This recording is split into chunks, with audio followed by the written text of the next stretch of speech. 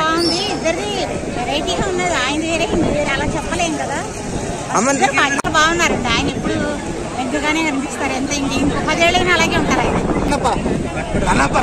నాకైతే మాత్రం okay fine నచ్చిందనే చెప్తా. ఎందుకు అంటే నుంచి చూస్తున్నాం, పోస్టర్స్ నుంచి చూస్తున్నాం, బాగానే నెగిటివిటీ వచ్చింది సినిమాకి పంపించింది. సరే ఏదో కొట్టేటట్టు ఉన్నాడులే.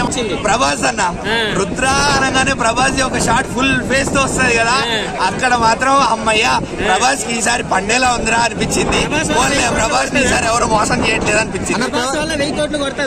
1000 కోట్లు కష్టంలే కానీ ఒక 500 అనుకుందాం అన్న ప్రస్తుతానికి సరదాగా. ఎందుకంటే అక్షయ్ కుమార్ కూడా ఉన్నాడు కదా, బాలీవుడ్ మొత్తం ఇచ్చేస్తుందిలే, పర్లేదు. మంచి సీన్లు ఎలా ఉన్నాయన్న?